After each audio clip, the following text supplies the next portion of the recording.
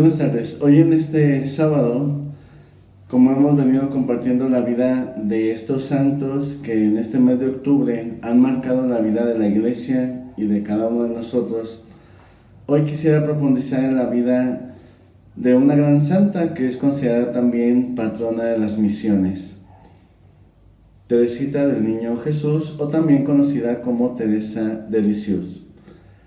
Teresa del Niño Jesús o de la Santa Paz, simplemente Santa Teresita, nació el 2 de enero de 1873 y murió en Normandía el 30 de septiembre de 1897. Fue una religiosa carmelita descalza francesa, declarada santa en 1925 y proclamada doctora de la Iglesia en 1997 por San Juan Pablo II. En cuanto al nacimiento, familia y primeros años, María Francisca Teresa Martín Guérin nació en Normandía, al noroeste de Francia, el 2 de enero de 1873. Hija de Luis Martín y María Celia Guérin, canonizados el domingo 18 de octubre de 2015. Es el primer matrimonio canonizados, los dos, como santos. De esta unión nacieron 9 hijos, de los cuales 4 murieron a temprana edad. Solo sobrevivieron 5 niñas: María, Paulina, Leonia, Celina y Teresa, que fue la menor. Todas ellas abrazarían después la vida religiosa. Fue bautizada el 4 de enero de 1873 en la iglesia de Nuestra Señora de Alençon. Sus padrinos fueron Paul Bol, hijo de su amigo de familia, y su hermana mayor, María. En marzo de ese año, a los 2 meses de edad, estuvo a punto de morir y debió ser confiada a una enfermera, Rosa, que ya había estado cuidando a 2 hijos de la pareja Martín. Se mejoró rápidamente y creció en la campiña normanda, en la granja Semalé, a una distancia de casi 8 kilómetros. Era una niña juguetona, traviesa, pero también emocional, y a menudo lloraba. Teresa siempre se refirió a este primer periodo de su vida como el más feliz. El hogar de los esposos Martín era un verdadero jardín de virtudes y santidad. Amaban sinceramente a cada una de sus hijas, aunque no toleraban ninguna clase de mal comportamiento y lo corregían al instante. La fe cristiana era el sustento familiar. Cuando no estaban en la iglesia como familia, celebraban las fiestas religiosas y rezaban el rosario en casa como familia. Ya a su temprana edad, asistía junto con su familia a misa cada día a las 5:30 de la mañana. La familia Martín adhiere estrictamente ayunando y orando al ritmo del año litúrgico. Los Martín también practicaban la caridad y ocasionalmente daban la bienvenida a algún pobre a su mesa. Visitaban a los enfermos y a los ancianos. Las niñas crecieron viendo en sus padres 2 grandes modelos de santidad. Desde 1865, Celia Martín se queja de dolores en su interior. En diciembre de 1876, un médico revela un tumor fibroso de gravedad.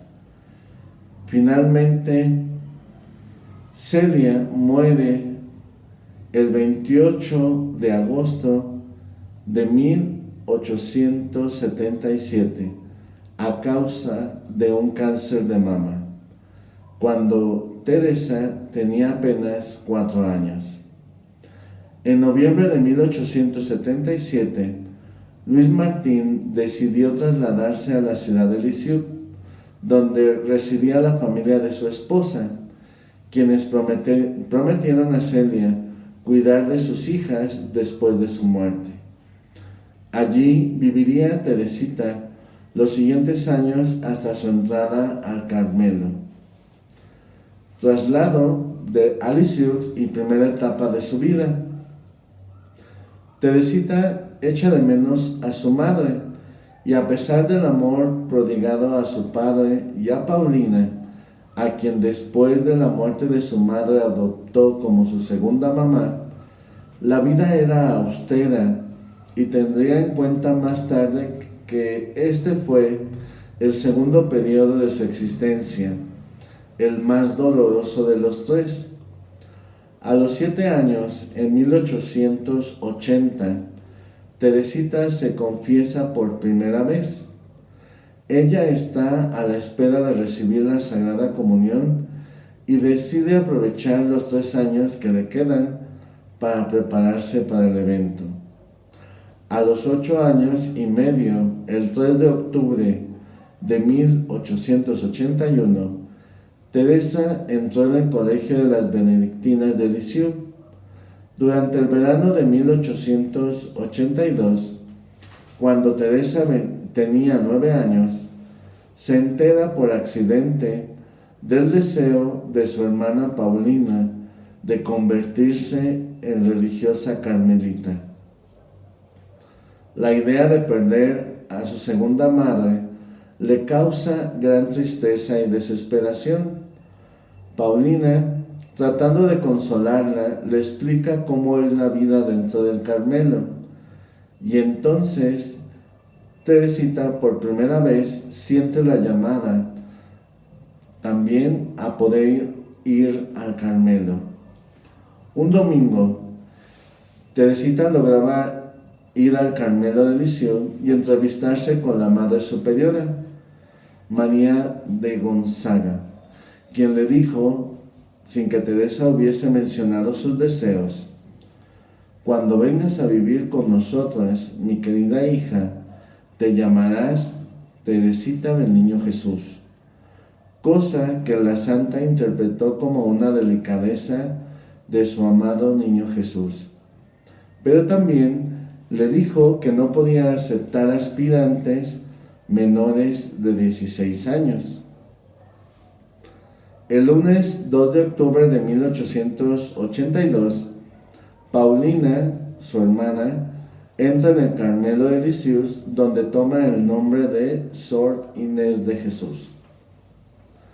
En diciembre de 1882, la salud de Teresita empieza a empeorar de manera extraña.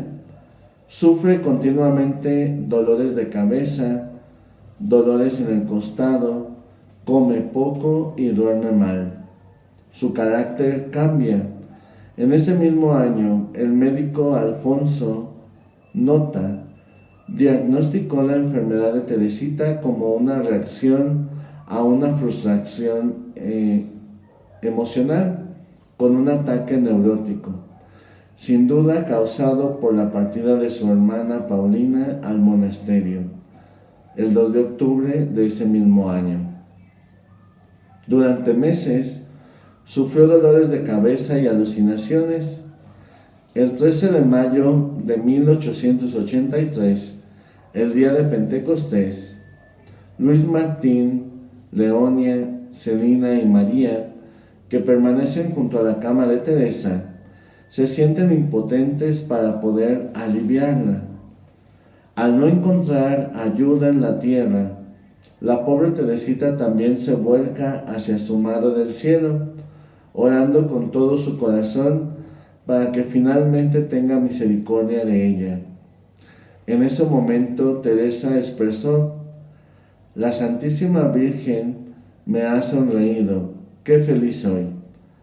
Se estabiliza y todos los rastros de la enfermedad desaparecen.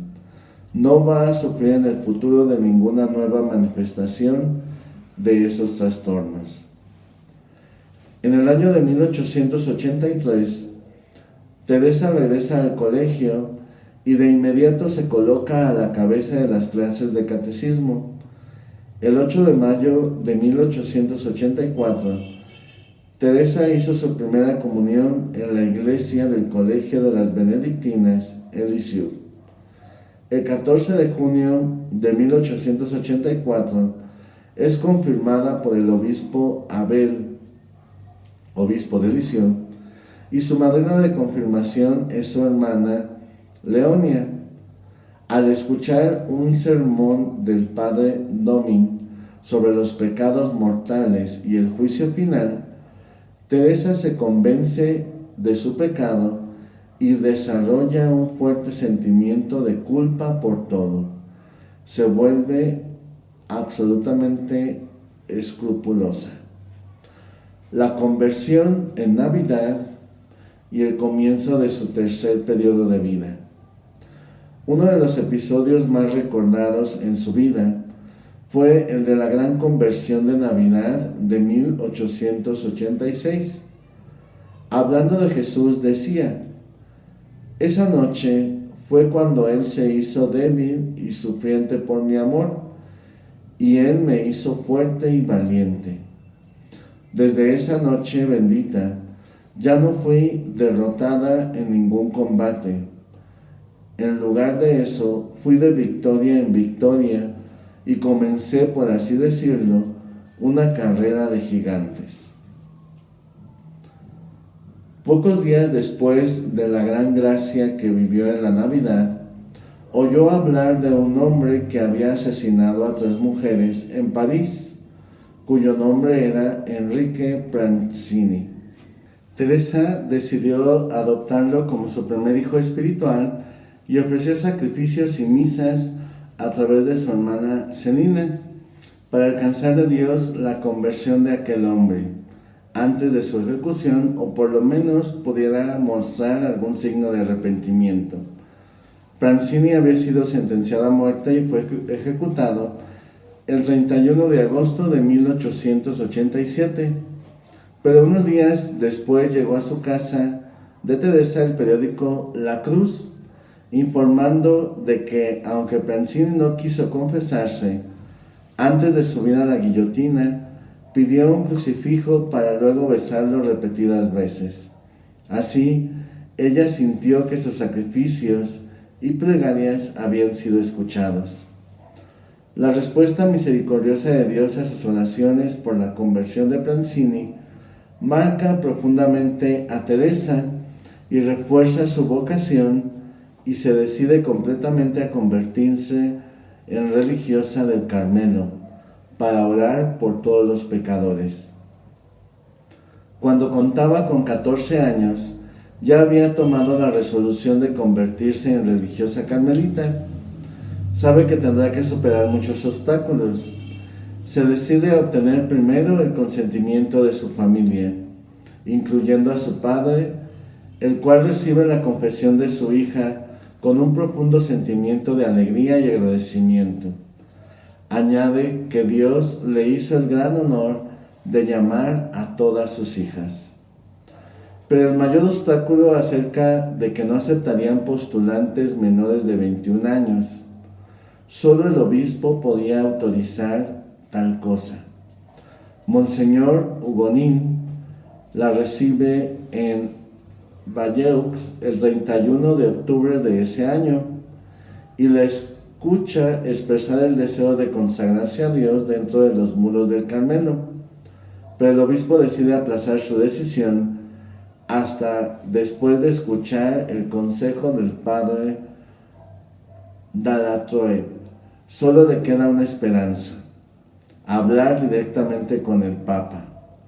La partida está fijada para el 4 de noviembre de 1887, donde irá en peregrinación a Roma con toda su familia.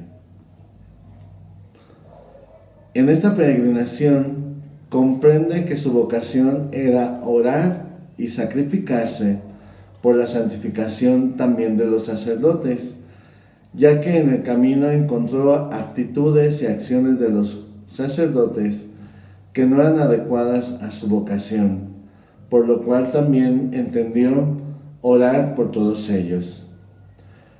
Llegando el momento después de la misa celebrada por el Papa León XIII, vino el momento de la audiencia, donde se acercaban los peregrinos y podían dirigirse al Papa, pero él no podía responder y no podían dialogar con él en ese momento.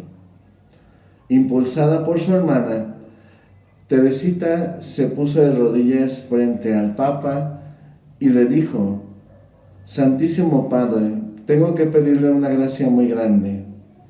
El vicario le dice que se trata de una chica que quiere entrar al Carmelo, pero que es todavía muy pequeña. Él le respondió: Hija mía, haz lo que los superiores te digan. Respondió el Papa. Ella insistió: Oh Santo Padre, si usted dice que sí, todo el mundo lo aprobará. León XIII replicó: Vamos a ver, entrará si Dios lo quiere. El 1 de enero de 1888, la víspera de su 15º cumpleaños, recibe una carta de la Madre María de Gonzaga informándole que el obispo ha cambiado de opinión y que permite que las puertas del convento se abran para ella. Por un consejo de Paulina, se decide que se retrase su ingreso hasta abril, después de los rigores de la Cuaresma. La fecha de entrada se establece finalmente el 9 de abril de 1888, el día de la Anunciación. Teresita ingresa con 15 años y 3 meses.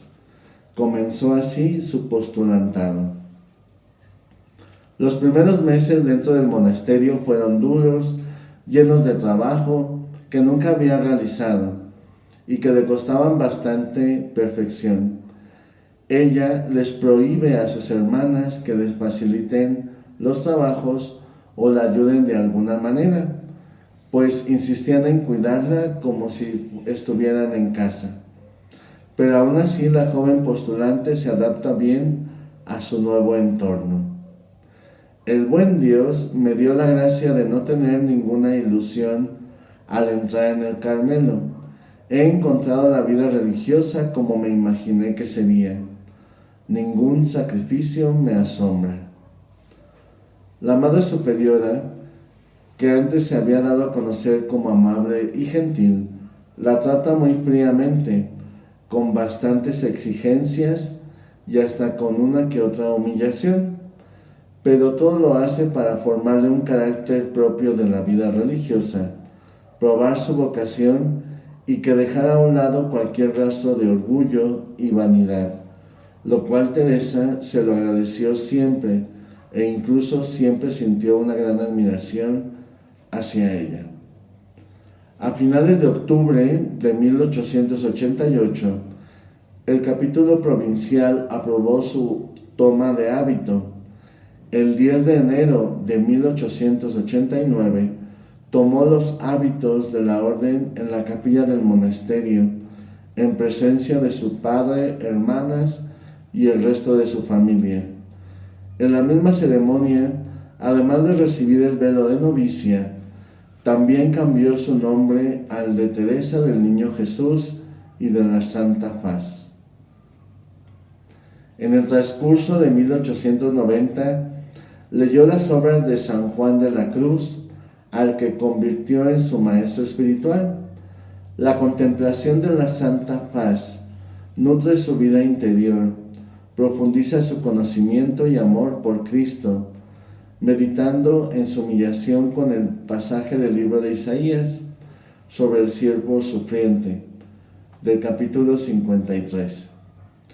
El 8 de septiembre de 1890, a los 17 años y medio, hizo su profesión religiosa. El 24 de septiembre de 1890 se celebró la ceremonia pública, donde tomó el velo negro de profesa.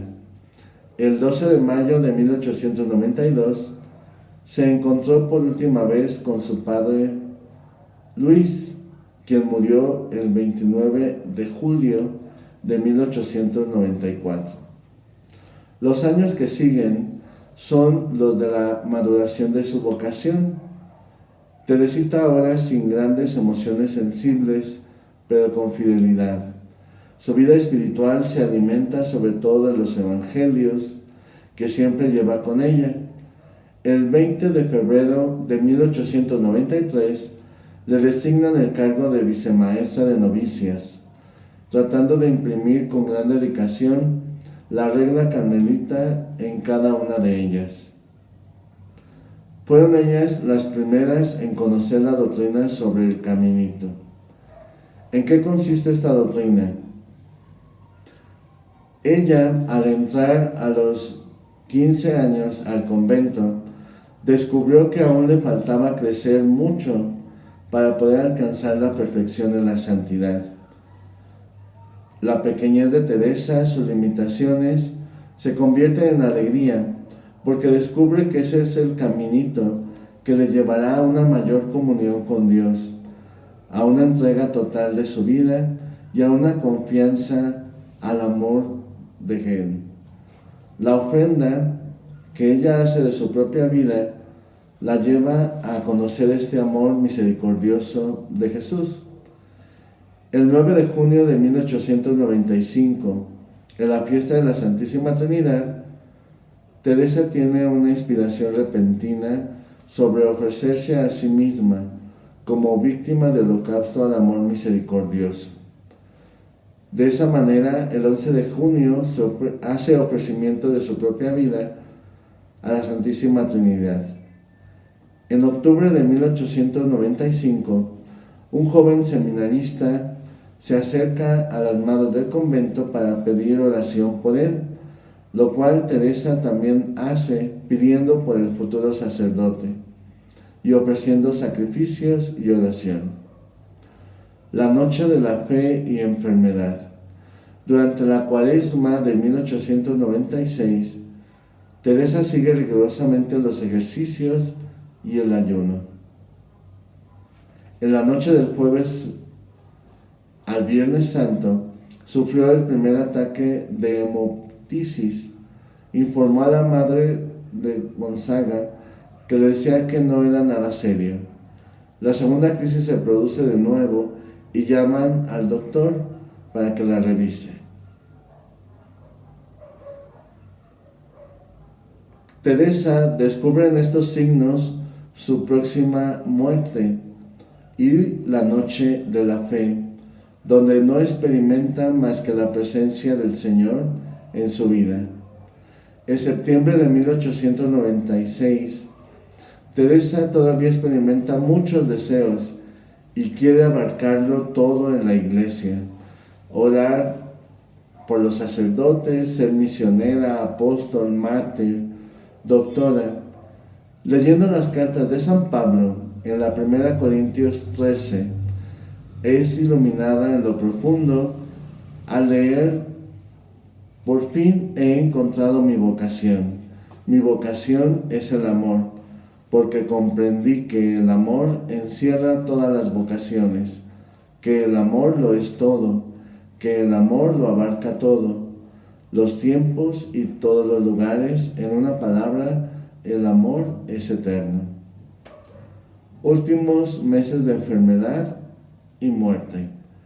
En el año de 1897, cuando Teresa acaba de cumplir 24 años, escribe: yo creo que mi carrera no durará mucho tiempo. Sin embargo, a pesar del empeoramiento de la enfermedad, durante el invierno, se las arregla para engañar a las carmelitas y tomar su lugar de nuevo en la comunidad. En la primavera, los vómitos, el dolor y el toser sangre se convierten en algo diario, y así muy lentamente va apagando su vida. En junio, la Madre María de Gonzaga le pide continuar escribiendo sus memorias. Ella escribe un libro que se conoce como La historia de un alma, donde es toda una biografía de su camino espiritual y también de su propia vida. El 17 de agosto, el doctor examina a Teresa y el diagnóstico es claro. Se trata de una tuberculosis pulmonar, en su etapa más avanzada. Uno de sus pulmones ya está perdido y el otro en parte. Incluso llega a afectar a los intestinos. Su sufrimiento es extremo que alcanza a perder la razón. Unos meses antes de su muerte, Teresa toma un poco de fuerza y se encuentra incluso con algo de humor en medio del hecho de la enfermedad. Sus hermanas deberán registrar sus palabras. Estas últimas palabras y conversaciones anotadas desde mayo hasta septiembre de 1897 son agregadas al nombre que quieren que ponga al final de su vida.